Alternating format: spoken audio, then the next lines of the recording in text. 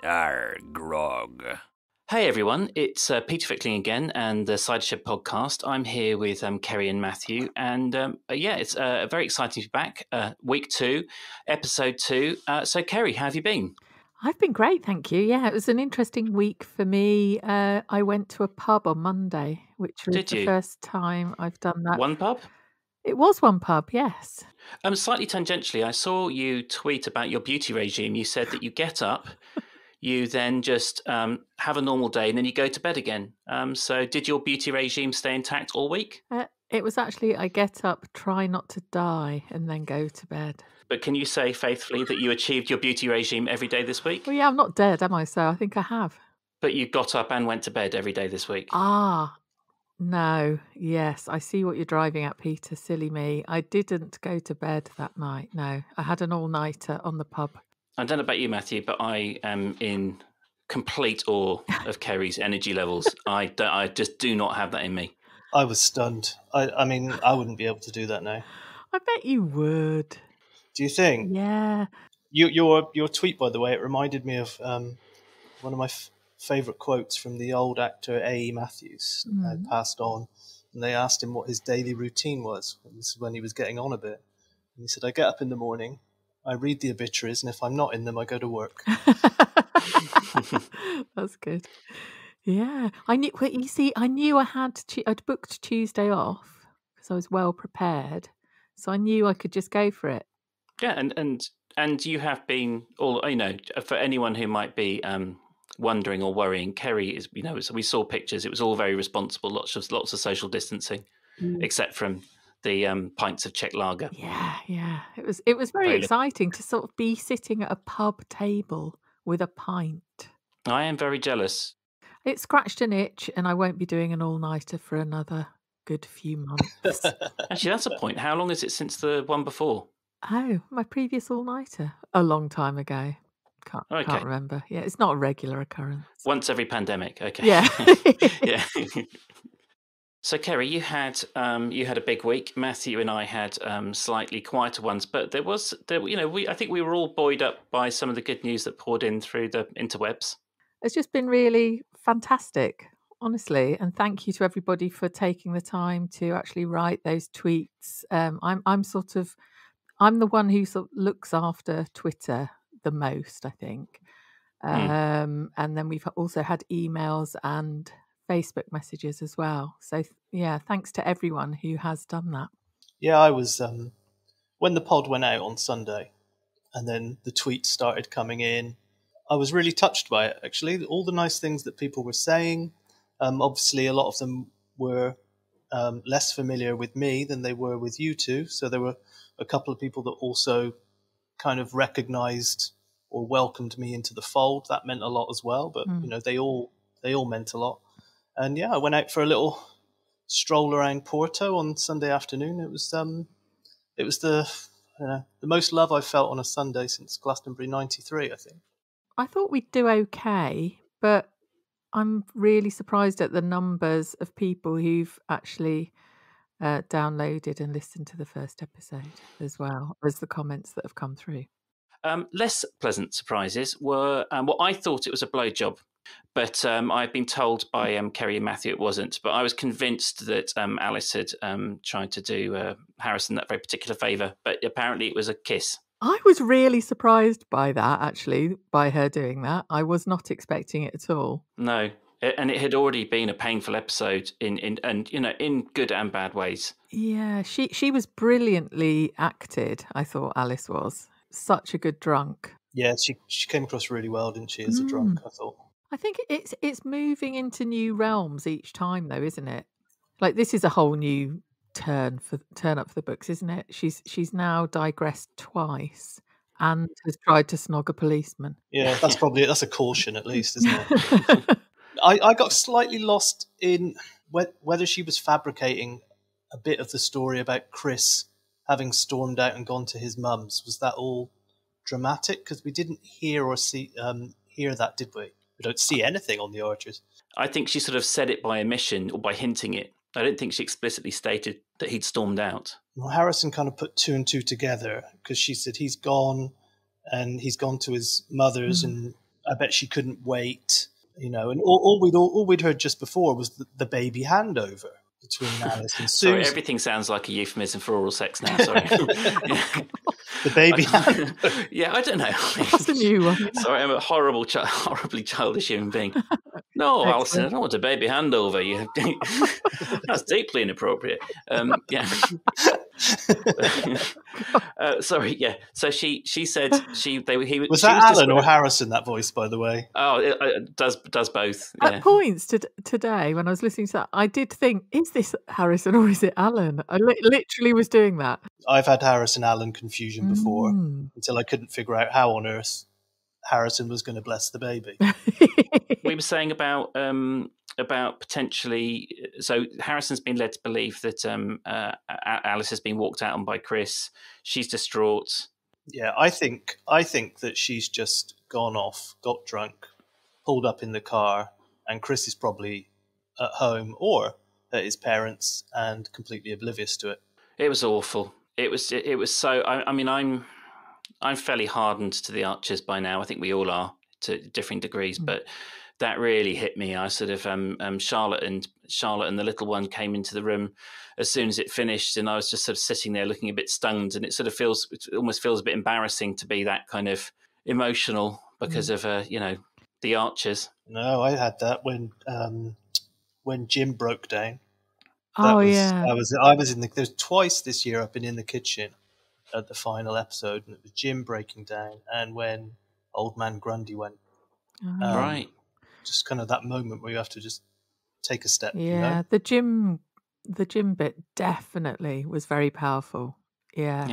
There was some kind of catharsis and redemption when he came back at Philip. Yeah. That really, because he never got to face down his abuser. Yes. But he did manage to kind of channel that and give Philip his cards, you know? Yeah, and I think maybe that's because I love Jim so much, so it was even more poignant.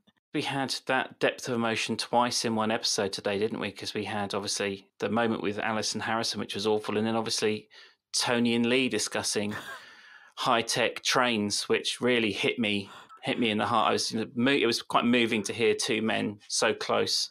Yeah, I liked his. He got really into the Marvel Cinematic Universe, didn't he? When he said to Helen, "Did you know the Hulk started out grey, a bit like me?" It was very moving to hear two very, very dull men bonding. That bit where they did the pile-on, where they were winding up Helen, where they're like, "Yeah, we could get a train set, and then you could come over and watch Guardians in the Galaxy." That actually gave me more tension than the Alice scene, because I thought she was going to whip out a machete and start cutting them or something. But she's got previous. Because I felt like she was kind of saying, "No, stop." And they kept winding and pushing. I was like, "Oh, this isn't going to go well." Yeah, that was bad, wasn't it? And they sort of going, really laughing as if that's a hilarious, farcical thing that actually could happen. It's already happening.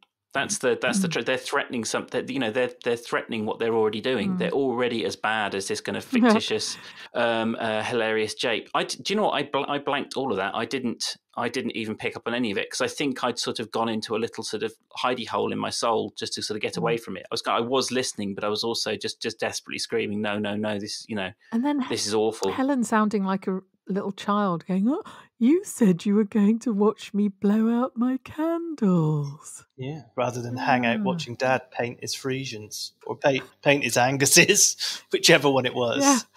I did sort of slightly, very slightly warm to Lee when he made the point. I know, and there's a lot of he's massively in debt. He's Bernie Madoff in debt. Let's put it that way. So he's got very little chance of getting into credit. But he when he said that, collecting trains is a bit like my tragic hobby of collecting little figurines. I did sort of think, oh well, that shows a kind of warmth and a kind of an ability to at least create a sort of useful comparison during a conversation. It's the first time he sounded like a human in a conversation. Is what I'm saying. He linked it back to his absent father. Yeah, but I was really disappointed because I thought Tony was just going to turn around and say, "Well, that's why I collect trains. I hate my mother." But then he just linked it back to John, which was a real tug. I think it was a real kind of a clunky tug at the heartstrings. Yeah, it's awful when they do that, isn't it? Because you know, you're supposed to then go, "Oh God, I shouldn't have been annoyed at that bit." They're trying to guilt trip me. It doesn't work though, ever. I did get quite cross when they tried to sort of what's it called, weaponize Lee's job at the NHS as an attempt to frame him as a good person. And no one has died in the Archers. Don't use the fine work of the real people in the real world working for the NHS as a way of humanizing and giving Lee kind of credit. He Yeah. has done nothing. I don't have to be reasonable in my dislike of characters in the Archers, I don't think. Yeah, and even if Lee did single-handedly save somebody that we really like in the village, I'd still find him incredibly dull and irritating.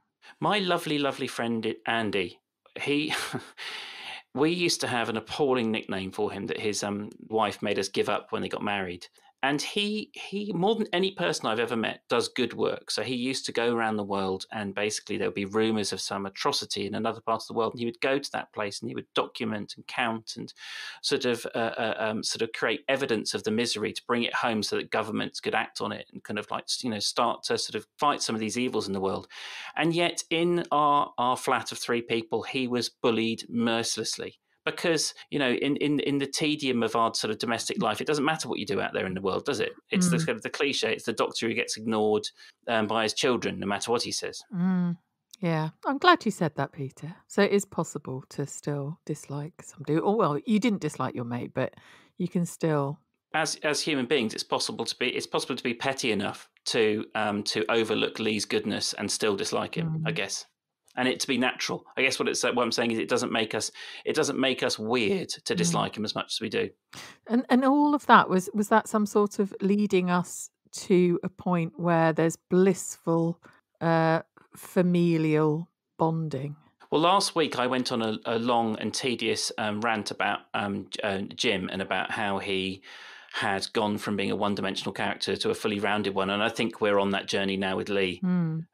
He's no longer just Mr. Muscles and Mr. Wen's meal for 50 or whatever it was. He gets bigger every week, doesn't he, Matthew?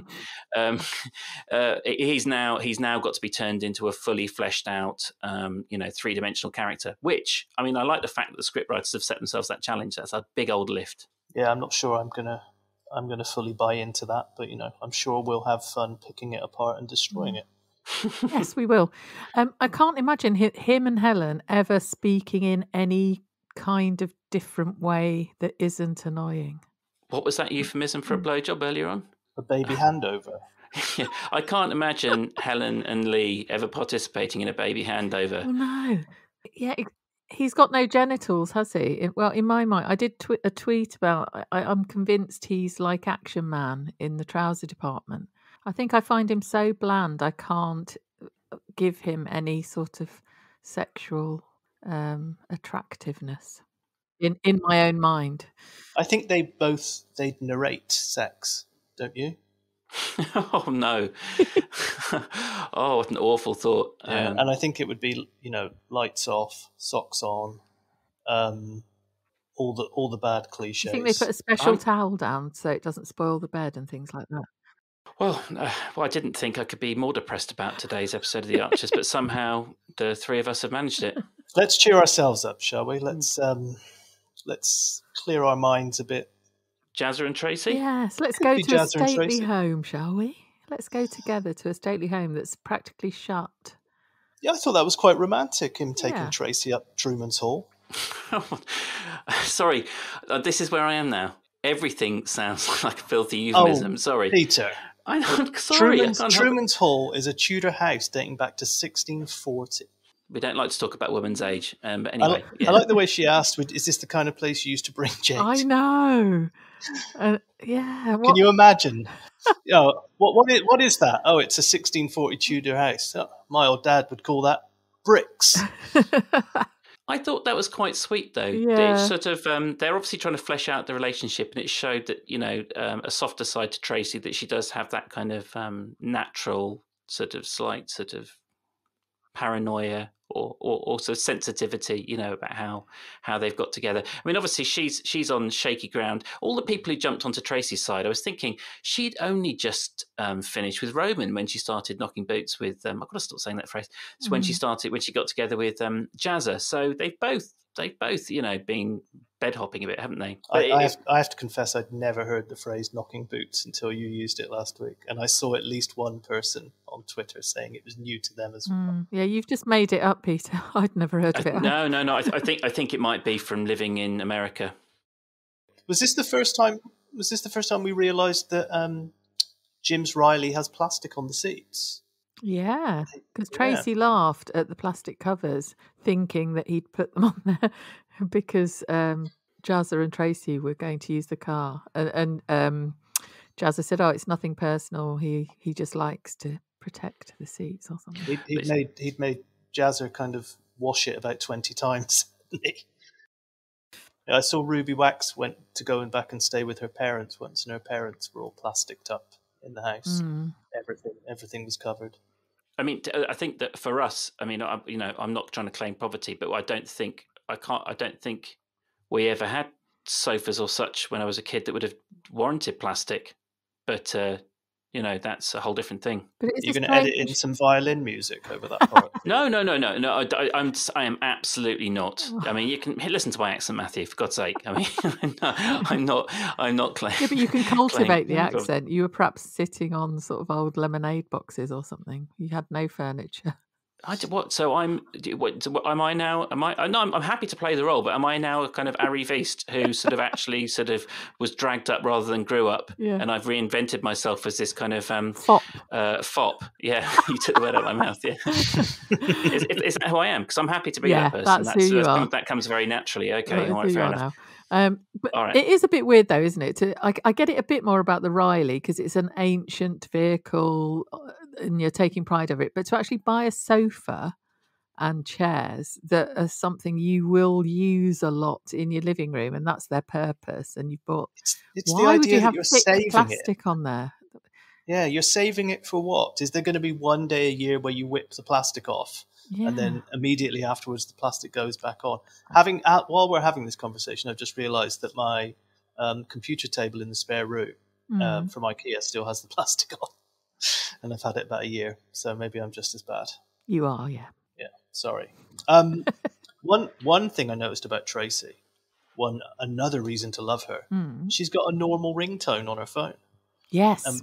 When I say normal, I mean one that sounds like a phone and not some cracked up bloody squirrel dancing on a xylophone like the rest of them. Keri, was that a sly dig at the jingle I made there about the crapped out xylophone? That was that I had to go all the way down to number 40, borrow Sean's xylophone, come home, play that, and then at your request put some echo on it, Matthew. I'll have you know that was half an hour of my life. Apologies, it was not a dig at that. It was a dig at Alice and Helen's and several others. Yeah, their message tones and their ringtones are absolute. They're things that they sound like when Wile E. Coyote is trying to break into a run. Someone's got a clown car sound as their ringtone, haven't they? As well, really? On the Archers. It just makes me think of the circus. Can't remember who that is. It might be Eddie. I can't remember. Someone daft. You do, Keri. You do have. It seems that Matthew does as well. An extraordinary eye for this detail. I mean, when listening to you guys talk about the Archers, I do feel like I'm getting kind of like almost homeopathic levels of absorption, and you guys are have a rich sort of meteor broth. Yeah, well, aren't you lucky to have us, Peter? No, I do agree. I mean, if we're going to discuss homeopathy, let's focus on Kate completely losing it this week. Oh dear. She went very strange, didn't she? It's a return to form. Yeah. She was vile, obviously, to both Jennifer and to Fallon. Off the chart, really, in terms of what was actually going on. There was one point where her and Jennifer were like ripping into Fallon. It was like they cut away and cut back. And then I was like, oh shit, Fallon's still in the room. Yeah. What was that dig that Fallon got in? It was when Jenny said of Kate when they were working in the cafe. She said like she's got no idea the things that she says, what effect they have on people. And Fallon was like, oh, that's a common That's a common flaw. Yeah, that was it. Ooh. Fallon was brilliant, I think, in the whole thing. Was she? I loved it when she went, right, you two decide between yourselves, email me the answers, I'm off. She does do actually. Sorry, I shouldn't hate doing this. It should be a nice thing to do. Keri, she is a bit like you in that. She's quite she's a sort of likable and soft character, but there is a kind of, you do get a sense of a do not cross line with Fallon. Yeah, she like, I thought when she went back and, you know, all kind of reported speech telling Harrison what had happened, you know, whether it's his influence as well, but they managed to keep it light. It wasn't like she went back to Harrison. It was like, you won't believe what they did. They were just kind of laughing it off. So patience of a saint, really. Yeah, and to be fair, you do get the impression that Fallon and Jennifer are going to strike up a little bit of a friendship, because at the end, Fallon did, after having her nose put out of a joint, she did then sort of really, she was obviously and quite profoundly respectful of Jennifer's efforts. You know, she was being a little bit sarky, and then at the end she was like, "Wow, this is incredible." So having been a bit sort of put out, you could see that actually she realised that Jennifer did know what she was talking about. She wanted her to pay special attention to her cupcake mixing routine, didn't she? Jennifer's so brilliant, isn't she? So brilliant. Her voice is incredible. What was it? She said something about you stand to one side or watch me do it so that I can show you my special technique. It's like, it's cupcakes, Jennifer. Yes, stick it. I don't know anyone that doesn't make cupcakes, that doesn't just stick it all in a bloody mixer and press buzz for both parts of it. I just thought it was. I thought the whole menu was completely over the top. Yeah, I would bury an ice axe on the back of someone's head and then Photoshop them out all the pictures if they talk to me like that. I don't know if I'll be able to control myself. Yeah, it would be. Shall I take over? No. What were we least excited about on this loyalty themed buffet? Do you know what would they stuff the artichokes with? By the way, does anyone know? I'm glad you didn't put my name at the end of the sentence. I was like, I hope they don't ask me that. Well, she said prosciutto stuffed artichokes, but I presume the prosciutto was wrapped. And then there was quiche that had asparagus and watercress, was it? Watercress and goat's cheese to fit with the idea of spring and new life. Well, the problem there, as Kate says, Alice loathes quiche. Which was a complete load of bullshit. Yeah, I mean, there were some of these lines. I thought this week, some of the lines from the script, they wouldn't have been out of place in Gladiator or Star Wars. There was just this moment when, I mean, obviously she doesn't know all the problems Alice is having, right? But you know, she's a new mother, etc. And she calls her out of the blue and pretty much says, you know, I know you don't like quiche, do you? Yeah. And Alice was just like, it's okay. And then there was just this huge silence, and Kate just went, "What?" It really hung in the air, and then she ended it with, "I'll always be your sister," and then hung up. Yes, you might pretend you don't need any help, but I'm always going to be your sister. It was strange, was it? And they've been whispering poison in your ears or something like that. With little Martha crying in the background, and still she went on. And this is all about, I mean, what was it she said? You're taking sides. You know, are you taking blame it on me side, moving the yurt side? I don't know, quiche side? She may have said quiche side. Hopefully she didn't say cheese side. That's Helen's job. She really had a persecution complex this week. Was that all godparent related or not? It doesn't make any sense, does it? That's the whole. I mean, maybe that's the point. If that was the point, it was done very well, because it's crazy to get that obsessed about. I mean, let's start with the big ticket item: being a godparent or not being a godparent. I mean, you might think that would have been nice, but that should be as far as your thought process can go. Like all of these things, you don't have a right to be a best man. You don't have a right to be a godparent. You have a right to be a boyfriend or girlfriend. And then to suddenly express that through the vehicle of quiche, to use quiche as the vehicle for your anger. And then if you then take the quiche and you then sort of like the anger about the quiche and you go one step down the line, poor Alice has now got to sort of like explain to Chris that, she was driven to drink and trying to cop off with his best friend because her sister had had a go at her about Quiche. I mean, it's all... Yeah. When you put it like that, Peter, it sounds utterly ridiculous. Yes.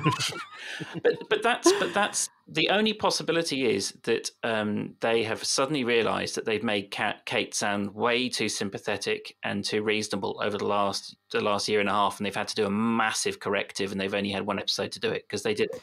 Almost that. I think it's flipping it the other way, which is they had to make Kate go horrible now because she's going to need to feel very, very guilty very soon when Alice's situation is revealed.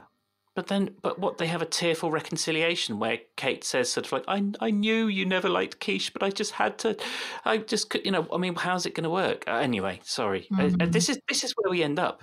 This is part of the problem. This is holding a mirror up to us. We are 3 grown people in 3 different towns / cities who are getting together on a Thursday evening to talk seriously about Quiche and the role that Quiche plays in a family in a fictional village. It's mental. Yeah, that means we're very, very flawed individuals. Do we get to sneer at Tony and Lee talking about trains and superheroes? That's the question. Yes, we do. Okay. Well, it depends. I mean, where does Quiche figure in the broader Archer cinematic universe? Anyway, who had Jenny missing her big kitchen in Home Farm in the sweepstake this week? Yeah, that was a dangerous moment, wasn't it? When Fallon mentioned that, I thought. Well, she'd already mentioned it about 20 times, hadn't she? Yeah. Did you hit? I can't remember who it was. It was someone on Twitter this evening mentioned the fact that there was a rumor that they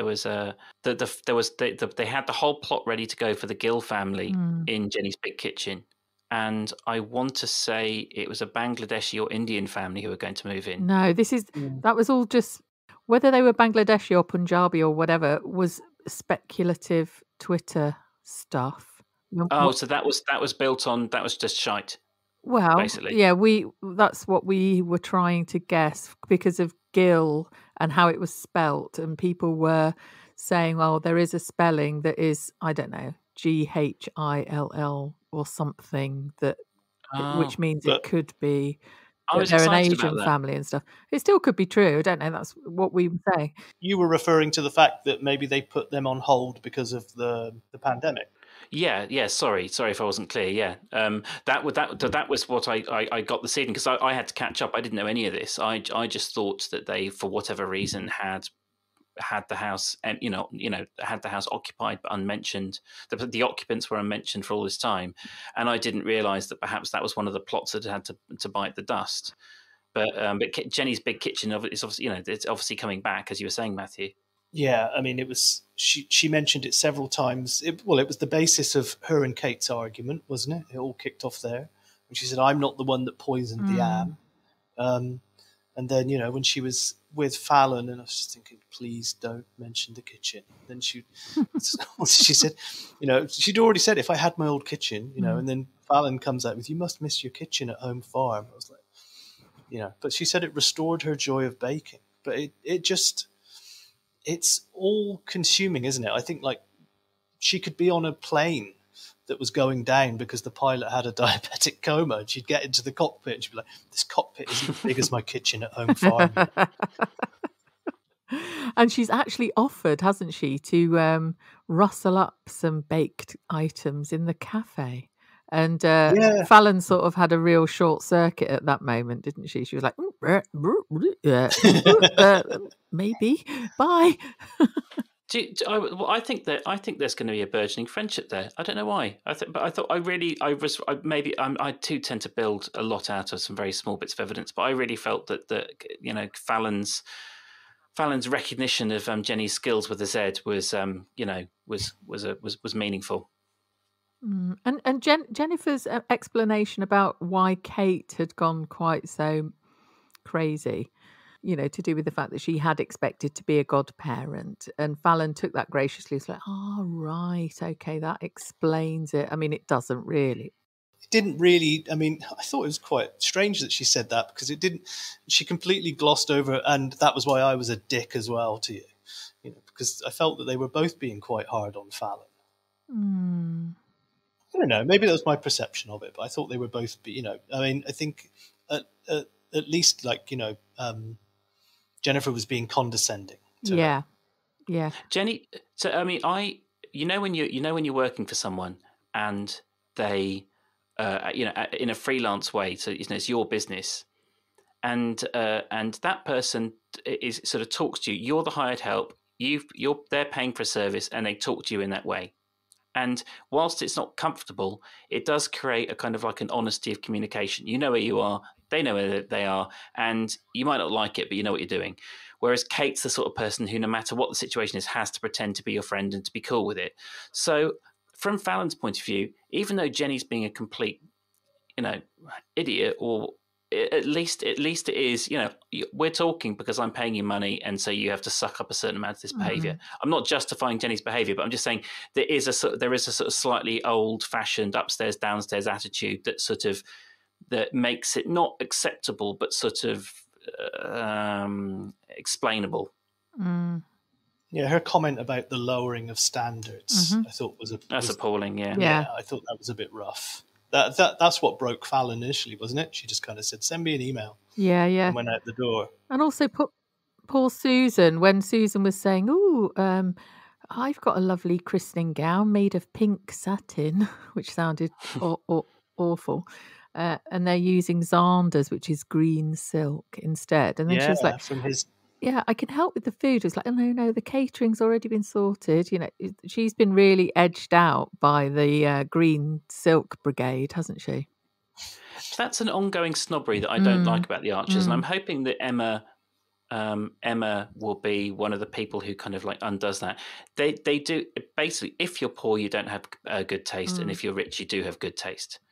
Maybe Lillian's the exception to that rule, but yeah, it's kind of like, oh, why can't Clary and Susan have immaculate taste, but just not the means? Why can't Jenny be a bit more sort of Hyacinth Bouquet in those kind of rather awful house dresses and stuff? That's how I would write it. Yeah. But anyway, I think Susan should have been asked to be involved in it in some way, rather than told she isn't.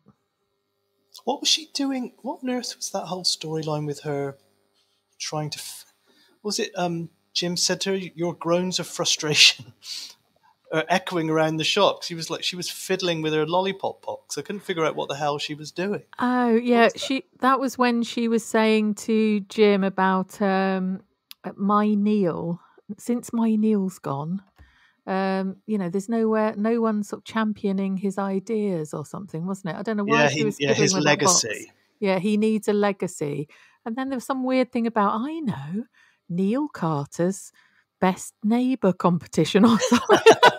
An award. It's an award. Yeah. That's right, yeah. What's that going to look like? Does any of this stuff, do they go and do any research? I mean, are we just incredibly sheltered? If you go out into Middle England, is this stuff going on in villages? Are we just completely out of touch? From what I see on Twitter, people who live in villages are frequently saying this doesn't happen. I mean, my father lives quite close to. He lives in Gloucestershire, and I picked up a flyer last time I was over there, which obviously has been a while now, and it was for this thing. There's a little town called Newent in Gloucestershire, and it was a flyer for the Newent Onion Fair. And there's a photo of this. They've obviously used a previous photo of the previous year's Onion Fair, and the streets are rammed. And it says, "The best party of the summer" is the subheading for this thing. And, I'd never heard of it. Glastonbury's just down the road. So I'm not sure it is the best party of the summer. Maybe it is. Maybe it actually is better than Glastonbury. Main stage at the Onion Fair. It's what it's where reputations are built. I mean, are we gonna give a little bit of love for Jim and his Tracey deduction? I think I'm not going to stand in the way. I doubt Keri will, of you and your deep, profound affection for Jim. No, I just thought it was quite touching that we had each person gets told, and shock from Susan. Her Tracey's kids took it well. you know, because they've been completely plied with either Jazz's homebrew or the smellies that were meant for Jade. I thought the conversation when Tracey told Susan was really funny. Yeah, I enjoyed that. But she was completely slagging him off, and she went, "I'm dating him." Yes. Threw it right in the middle. But she was a bit harsh, you know. He's bone idle, you know. She threw back. He's got 2 jobs. But yeah, when he actually told Jim, and he said, you know, "I've won a tenner." Yeah. I thought that was brilliant. The whole delivery. The only thing missing from that was it should have been like in a firelit room of a mansion house with loads of Louis XV furniture, with him with a brandy in his hand, you know, delivering his deductions. It was her. He knew that she'd stayed over. He knew there'd been the dirty stay over, and she'd escaped by the window. And then it was her perfume was the final clue, wasn't it? Yes. He smelt it in the Riley. The silhouette of Tracey's famous bottom as she leapt over the wall after that initial, you know, initial night over.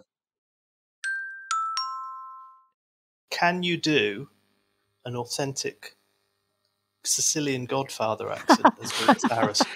That was bad, that's wasn't so complex. No, but this is the thing, Keri. Was it bad? Because it's like acting drunk. We were talking about how amazingly the actress who plays Alice has done drunk and horny as well, which is even more difficult. And then Harrison, the actor who played Harrison, did a terrible Godfather impersonation, but he might do an amazing one. So that could be like the ultimate acting trick. Yes.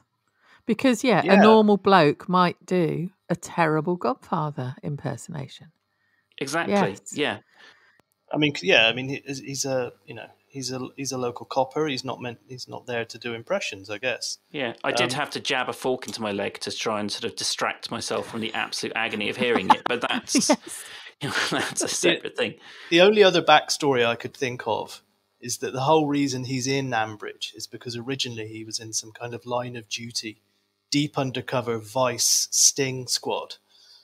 And at one point, he had to have a meeting with the head of the 5 families, and he went in talking like Barry Chuckle instead of a Sicilian, got his entire unit butchered. And as a punishment, he was sent down to Ambridge. Is it like some sort of purgatory if you get sent to Ambridge? Is it worse or better than Casualty, though?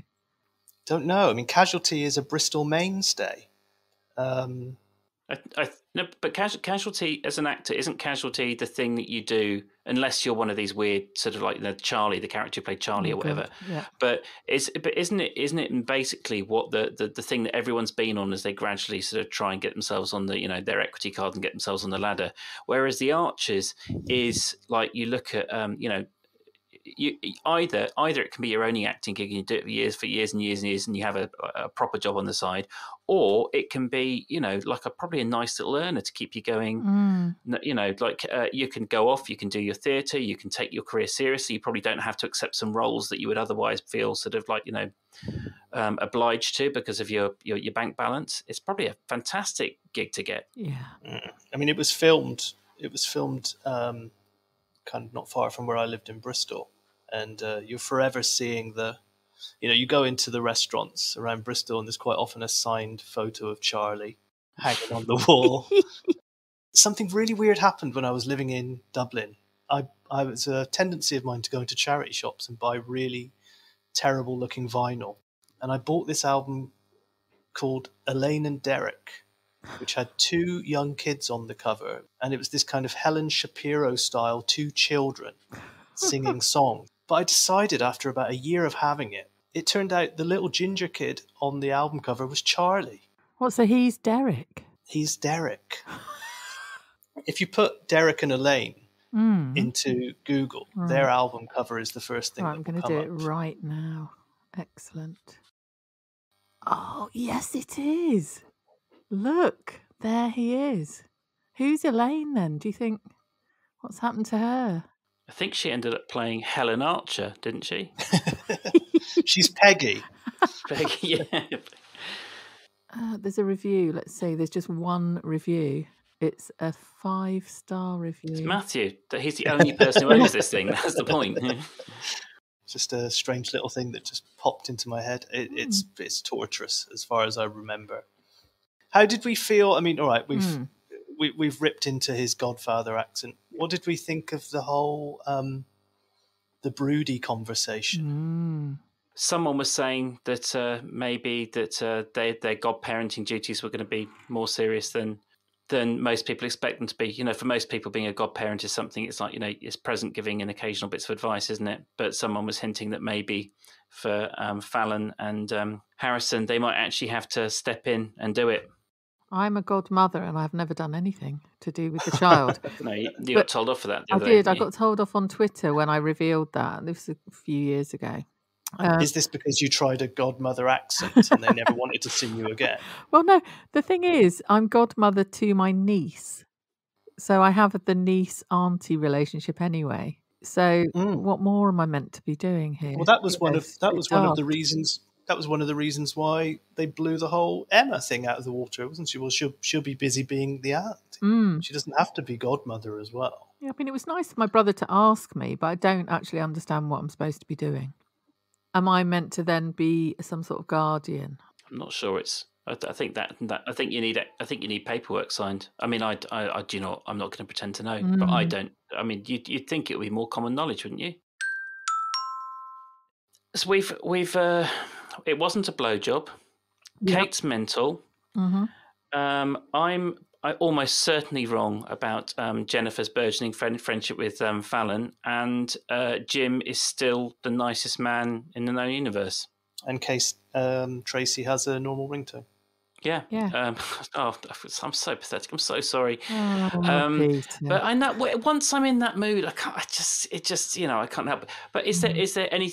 I think we've done a fairly thorough. Oh, and we've also covered obscure albums cut by multi-decade stars from the show Casualty. So I think we've done a fairly thorough job, have we not? I reckon so. Yeah, I think it sounds like we'd all had an all-nighter at the beginning of the week and not just Keri. I'm terrified. I mean, I jokingly said I was in awe. I mean, Matthew and I have sort of shared a few war stories over the last couple of weeks, and I know that neither of us are innocent when it comes to these sort of things, Matthew. But the idea of doing, as you said earlier on, of doing it now, I am in absolute awe of Keri, and I'm terrified. It's part of the reason I'm terrified of what will happen when I do get unleashed on the world again.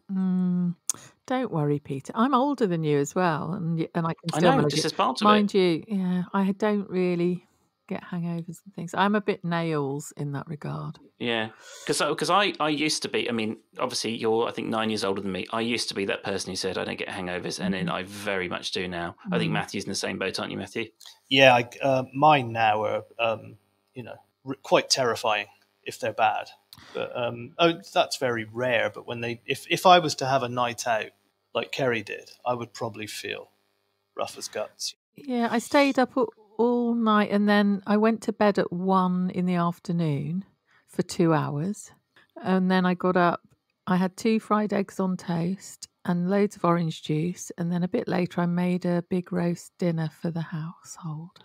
When someone's as direct as Keri, you would think that there's it's like binary, because that sort of level of directness. But it was interesting when Matthew and I were kind of reaching out with a couple of light sort of podcasting questions on that day. It was just like the wall came down. It's like, no, I am now going for a bacon sandwich or whatever it was. Then I will go to bed and I will be logging back on later. And it was yeah. I did say I'm sorry I'm being a bit rubbish, but no, it was there was no accusation, but it was just like there was there's another level of Warbish directness. Yeah, this is what I'm doing. There's no alternative.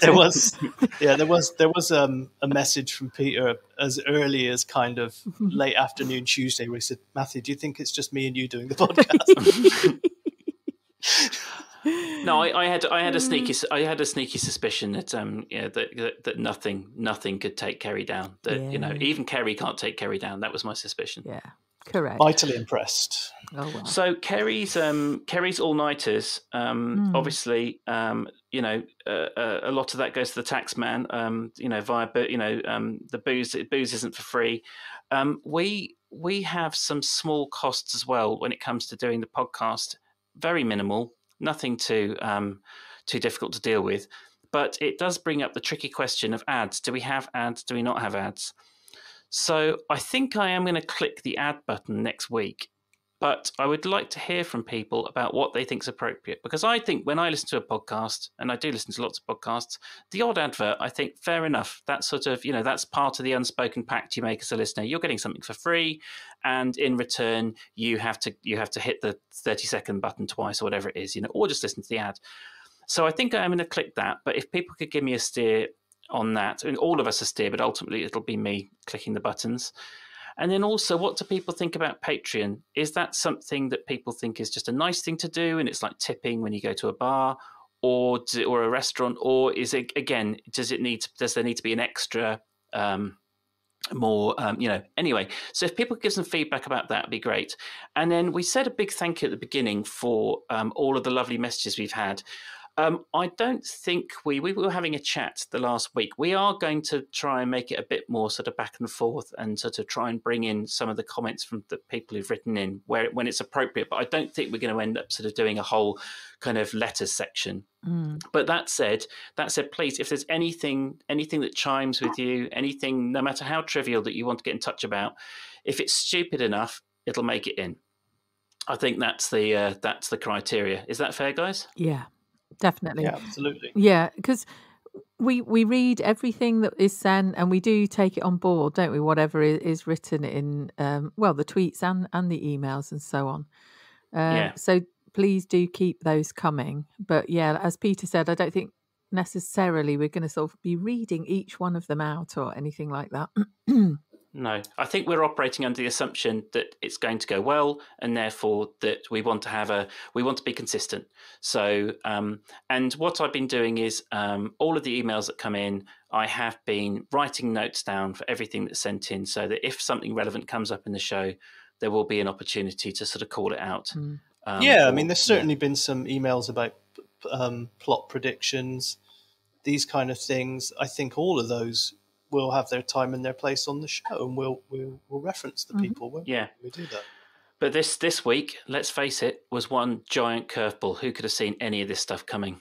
Yeah, it was absolutely mental. Where's it going to go next? I think Harrison will handle it very, very well, and hopefully it will steer Alice towards revealing things to the family. He's in a really difficult position, because I think up till now it's reasonable that he's been loyal to Alice and to Chris, but how he has to tell Fallon what's happened. It's not something you can keep from your wife, I don't think. I don't know about that, really. I mean, nothing really happened, did it? She tried to kiss him and didn't. But she's unreliable. If he tells her now, then he's trusting his wife to be understanding, as understanding as he is, and they can make a decision together. Once he doesn't tell her, he's now on Team Alice, and she's already shown how disturbed she can be. So he's now sort of like locked into that. But, it's the fear that she might throw it up again at some point. It's quite human nature to save something for an argument, isn't it? To have something in your arsenal, and who's to say when she's feeling unreasonable and weak that she might throw that in Chris's face, And he doesn't know about the Ed thing, but she didn't tell the truth about the Ed thing until it was absolutely forced out of her. Do you not think he will? Do you think Harrison will feel duty bound to tell the family though, or not? Not just Chris. I mean, wider. No, I don't think so, because his previous behaviour has been to be loyal to Chris where it's appropriate. So I think he's driven by what's appropriate. But maybe via Chris, like say, look, this has happened. We need to do something bigger now. This is dangerous, because she was in a vehicle. She could have driven drunk if she hadn't rung me. We've got to take it up a level. I think he's gonna. It'll have to go through Chris, but Anyway, I mean, she didn't sound hammered enough that she wouldn't remember going in for the kill, would she? With Harrison, I think it's gonna. She's gonna remember that. Yeah, possibly. Yeah. Well, we will see. Whatever it is, please, can we have a week off? I'm feeling very beaten up. Yeah, bring back Shula. Oh my God! Not again, Stop Matthew. It. What? You mentioned her last week. You don't have to. This can be your, this can be our traditional sign-off, but you're always going to be told to f*** off, and I'm always going to have to spend an extra 20 seconds of editing time bleeping it. So Is that what you want? Because that's what's happening. Yeah. Silence. Oh, okay then. All right. Well, that's how we end shows. Matthew kills us with a Shula, and we just drift off. Bye. Bye.